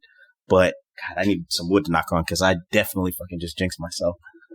But I mean, hey man, look, if she wasn't talking about the damn tinted windows, then I would have maybe not cared. But I'm just like, look, for a cop to pull someone over for tinted windows. You know what? Yeah, it's bullshit. Go fuck yourself. That's how I feel. Why is it a law in the first place? Yes. Why do you need to see in my car? What's the problem? That kush? Cops. That's what I'm trying to hide. That kush smoke. Yeah, but that doesn't hide the fucking, that's windows. That don't hide the smell. That don't hide the thing. Yes, I get what you're trying to hide. But like that's what I'm saying. Like, why are you trying to see into my shit while I'm trying to do anything else? That's true. Yeah. I'm low-key, like, I got these tinted windows because it's hot outside. My AC don't work. And I'm trying to keep cool. That's why I got tinted windows. Don't ask me no more questions, police. That's what. To my understanding, you have like the right to not have your car searched just like your house. So not if you're black. Well, that's the thing. They'll find some probable cause. They'll try to search your shit, man. I was pulled over. I had my shit searched in college. I was pulled over for speeding. I was going 10 over the speed limit on the highway coming back from Mardi Gras. And the guy so first off, the cop gets out the car and then it's dark. It's like 10 o'clock at night. And he's like, hands out the window. Driver, hands out the window. And then he pulls out his gun, but he doesn't point it at me. Bro. He just has his gun like ready to start busting. I was like, bro, what is going on right now, man? Like, I knew I was going 10 over because I was on cruise control going 10 over. So, so I was like, there's no other reason for this dude to be pulling me over. Yeah, it was at night, 10 p.m. In St. Louis? Like kind of in the middle of Missouri. No, it was close to St. Louis. That 100% was racial profiling, just off the strength of it being Missouri. Yeah. I mean, as soon as he got out, he was asking me if we had drugs. I was like, what? Like, why do you think we have drugs? And then he was like, well, I need to search the car. I was like, no, I don't consent to a search. And then he was like, all right, we're going to get the drug dogs to come. I was like, all right, get the drug dogs to come. I know what they're going to do. The drug dog, they can signal to the drug dog and tell it to do whatever. And then it will signal and then they'll search the car. It's automatic. Like I've seen this before. It's not like a thing. So of course they call the drug dog and then the drug dog hit. I mean, obviously it hit and then they didn't find any drugs, obviously. So it's like, so what is your drug dog there for? Clearly it's just so you can say you can search the car. Yeah, that's where the defunding of the police need to happen. They need to take the dogs away from the cops. That's real. Those dogs aren't useful. They if they want to search the car, they will search the car. Yes. They'll just call the dogs. They'll waste your time, and then the dog will hit. and then you're going to be searched every time.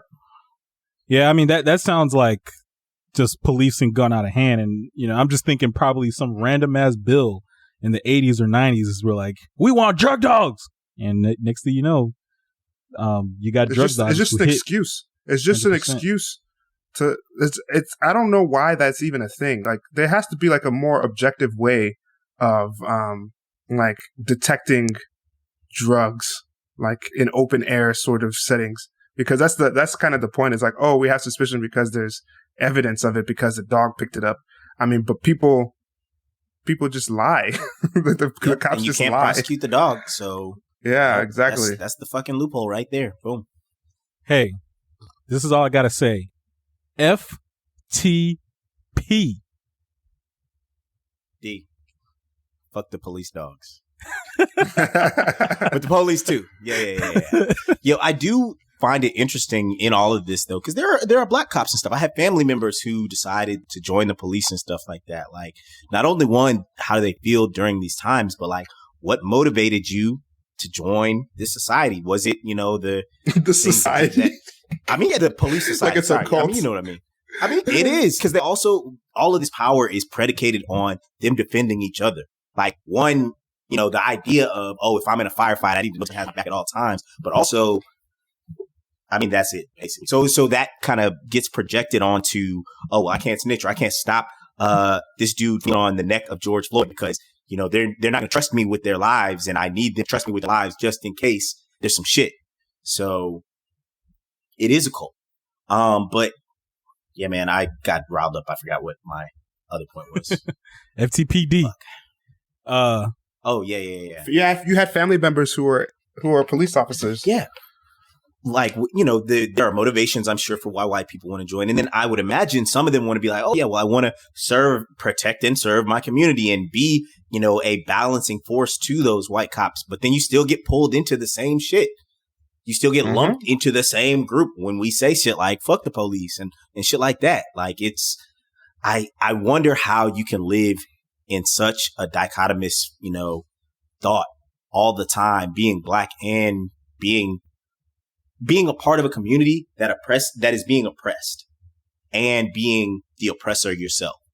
Like, no, we haven't seen any black cops killing other black people out here, but like, you're still on the force. You're still, doing, I don't know, police work. I don't know. I don't know.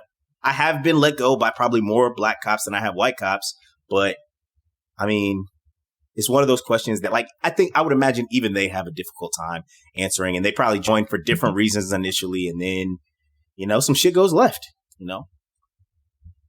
Yeah, they probably thought it was going to be different than the way, the reality is of the situation, because I'm sure it's easy when you're attracted to law enforcement. That's something that you aspire to, and you think about it as a noble cause.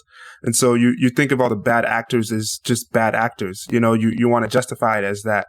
But once you get there, you start to realize, and I think, that's what you're getting at, Herschel, that, there must be this internal struggle within them because they see this stuff and they can't really speak up because then they're going to be, persecuted in one way or another. And it's tough. I mean, what have you asked them? Have you talked to your family members about this? No, I haven't. But I'm bring one to the podcast, man. Bring one to the podcast. Yo, I might. And it's her story. One, she's a woman, and her story is even more interesting because she's married to and has 2 children with a white police officer on the same force. And she's been out there. Like, I've talked to her mother, who's my aunt and stuff. I haven't talked to her directly, but we are close and stuff like that. But, it would be interesting. I might have to ask her. I don't know if she'll get on the podcast because similar to us other government workers and shit, where they say like, yo, if media reaches out to you or anybody, asks you for interviews and shit, you got to say no. So I imagine shit like that is going to happen. But I'll try to talk to her and see what's up. But I do want to say this shit real quick because I remember this from 2013. I don't know if y'all remember Christopher Dorner. He was this black dude, black cop in Los Angeles. There basically became this big ass manhunt for him. After like some shit happened, he did kill some people. But the information around the shit is unclear. He did end up writing this manifesto that he posted on Facebook during unconventional and asymmetric warfare upon the Los Angeles Police Department, their families, and their associates, unless the LAPD admitted publicly that he was fired in retaliation for reporting excessive force, which basically means this dude was a cop that was trying to protect, obviously the details again are weird and they didn't give out a whole lot of information. But I remember like it on the news, like, oh man, he drives this big white truck. And then some other lady who drove the exact same type of truck or whatever ended up getting shot by the police because they see people as cop killers and they shoot on sight type shit. And they did end up killing him February 12th, 2013. But I wonder, like, when we're talking about this cult mentality that they have, like, this dude stepped out of line and they were like, nah, bro, nope, we need to shut that shit down. But it was essentially after he was supposedly reporting excessive force. I need to read up more on it because I don't remember, but this dude was decorated. He was fucking in the military and shit, seemed to not have any issues until this shit right here. And he basically went rogue and was going off on people, but I mean, wow, that's I didn't obviously even not realize the way that. to do it, but I would definitely suggest that. Check it out. Oh shit, he's black. He's black. Yeah, that's the thing. remember That's this? what I'm saying. Yeah. And they straight vilified. I just thought he was going like, ham. Yo, this dude, da da da da. No, there was a reasoning behind the dude, it, and the dude that was just in the kind of gets, military, man. He was painted legit. over. Yeah, he was on the basic quote unquote on the run for 12 days, February 1st to the 12th. So he was going ham. Like he was doing some expert level like work killing innocent people. Yeah, he sent a fucking DVD to Anderson Cooper of CNN, like stating his case, trying to be like, yo, this is what the fuck happened. And yes, he was, out of line. Like that's not the way to get any kind of shit done. But I imagine he also feared for his life they fired him. Basically, like that was a part of it. He reported excessive force, which is what I guess we want police to do when they see other police officers doing shit. And, here we are today, 2020. Wow. I'm going to have to go read up on this. This sounds like a real crazy ass story, man. Yep. Netflix need to make a fucking documentary about the shit, but yeah. Yeah, man, he was a crazy rifleman, man. He could shoot. This guy was a legit shooter. Hey, well, RTBTH is never afraid of talking about a conspiracy theory or two. And it's very likely that the people at the top, and y'all know who I'm talking about, executed this somehow. Yep. So I'm just talking again, shit. This dude, yeah, shit is crazy. Sorry I took us down this dark path, but all of this shit is dark, man. But indeed, it is reflective of these times now where like we're protesting police brutality and we see the police out here just being brutal. So he took his own way of protesting, which was wrong, yeah. And then the police were mad brutal, not only killing him, but like on site attacking other citizens. They shot a couple of other trucks and shit, like I mentioned. So, and I think even when they killed him, yeah, they fucking just set fire to the cabin that he was hiding in. They didn't even, I don't know. No, I think he shot himself. He killed himself. He did shoot himself, but they burned it down. Like in they burned down right here. It's oh saying, shit! Yes. Oh wow! Wow. Oh yeah, they did burn it down. The reckless shooting of citizens, the LAPD during the manhunt, and allegations that the police had intentionally set fire to the cabin in which Dorner was hiding. And there's a link to sources for all this shit. So I encourage people to Google it. You heard it here first. Real Talk Beyond the Headlines. We're keeping it real. That's crazy. Most definitely. Hit us up on Twitter at _RTBTH_. So your boy Toon has I want to wrap up with a quick monologue. Some positive words, I hope. We've been a little bit too dark. We're gonna talk about some things before those positive words, but okay. Herschel, did you want to say something? No. All right. So basically, I'm disappointed in the Blackout Tuesday fiasco. I think I've expressed to you guys my perspective on social media, particularly cancel culture, but I don't have a super deep knowledge of the research, but there is plenty of evidence to show that social media has negative effects on our mental health. And then when you combine all of the data related issues of data privacy and how data is used to manipulate people in elections, at least that's what happened with Cambridge Analytica, I've become very I've become a bit reluctant with with social media culture. Reluctant to take part in it. Well, no. I mean, see, the thing is that I'd like using Instagram, and so I'm still on it. I had a flare up, a social media flare up, almost a year ago on Juneteenth. that I was moderately dragged, and it was not a good feeling. And that's when I started to awaken, really, because I legitimately felt like I was like in a car accident or in a fight with a bear, meaning I was in fight or flight mode. And I was completely surprised how freaking text on a phone got me so activated. And I that's when I started to become aware more of the effects on mental health.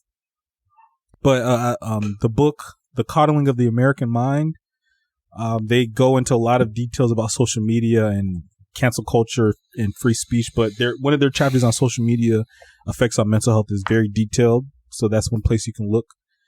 So I've been like, you know, I do not trust social media. We'll put it that way. And I think we saw to what extent it's ineffective with this Blackout Tuesday fiasco. I'm not sure if you guys are familiar, but some people on social media, I think they work at Atlantic Records. Two women decided to come up with this social media campaign, and they were using the Blackout Tuesday hashtag, and the goal was for the music industry to not promote any of their own content. But what eventually happened was that people just started posting the black square and also using the BLM hashtag. And essentially what happened is the Black Lives Matter hashtag got completely overloaded with these black squares, and that people have written on it. An article in Vox says, "Who are the black squares and cutesy illustrations really for?" An article in the LA Times entitled "Blackout Tuesday Backfired Spectacularly." And then, there's an article in the Washington Post. I mean, it's pretty clear that this situation backfired. And the first thing I thought of, I sent this to you, I've posted on social media, but Michael Eric Dyson was on the Breakfast Club, I guess a couple years ago. I'll link to the video. And he said a quote that has resonated with me ever since. "Digital culture is not equipped to deal with analog realities." And that is for goddamn sure. Yeah, man. And that is exactly what happened with Blackout Tuesday. People decided that they could, create some kind of change in digital culture, social media, for an analog reality. Real people dying with knees on their necks, and I'm not completely writing off social media. And I'm sure that a lot of unawares people, aka white people, have learned a lot from social media about like books to read or maybe YouTube videos to watch to educate themselves. But to the idea that we can kind of even begin to address the issues, the systemic issues with social media campaigns is kind of insulting to humanity in general. So I'm going to say that again. Digital culture is not equipped to deal with analog reality. So, I'm not suggesting that people don't use social media to push forth a positive message or education, but I think that we see with the Blackout Tuesday fiasco, this is a completely unintended consequences. The reason why, in my estimation, is because there was the heavy reliance on social media to create some kind of change. You expect people in the music industry, people who thrive on social media, to sort of like create a positive response because of this Blackout Tuesday hashtag, and I'm sure maybe some positive things could have come about if all musicians didn't post anything and posted something in solidarity of Black Lives Matter. I'm sure, but again, it's one day of posting, and there's a whole shit ton of other shit on social media. So, for me personally, I have begun to construct how social media is involved. I'm involved with social media. And I want to say that at the very least, people need to treat other people with better human dignity, which is nothing that has to do with social media. Again, analog realities. When you are speaking to someone in real life, you must treat them with basic human dignity. Social media is not going to solve the problem. And for me personally, I have decided that, you know, in order to sort of combat the systemic issues, I don't know how, you know, this is still on the works and I'm still training, but in my career, I want to somehow positively affect child and family services for young people of color who are in group homes or foster homes, because I worked in that setting when I was getting my master's, and I saw so many horrific things with the system that pretty much feeds these young people into criminal justice systems, and that's where it begins, and they have to deal with these the criminal justice system their whole life. So as opposed to posting a Blackout Tuesday black square, I have made the personal dedication to supporting these people as I progress in my career. I don't know how I'm going to do it right now, but that is my personal. Yeah.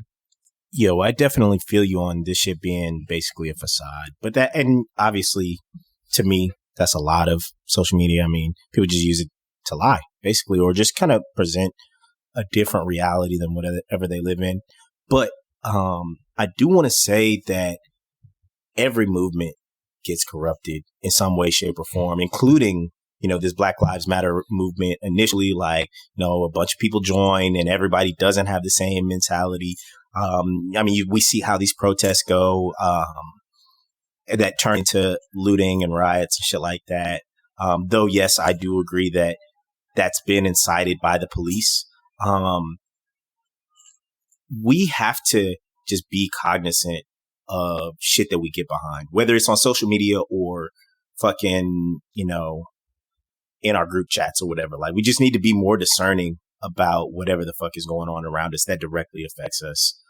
This is definitely one of those stupid things that, you know, just got some traction because some people had a bunch of quote unquote followers. But to me, Tunde, it's not want to defund social media, and I would get behind that movement. Look, I will send y'all research studies and I'll post them in our podcast. Social media has a clear negative effect on mental health. Please go understand, you know, you and also the listeners. It's not a docile sort of tool that we're using. You know, post, and it seems like it's you know, like it's nothing. You know, it's there are negative things going on. It's at the individual level, but at the society level too. And again, Blackout Tuesday showed us that. It completely. Huh? Go ahead.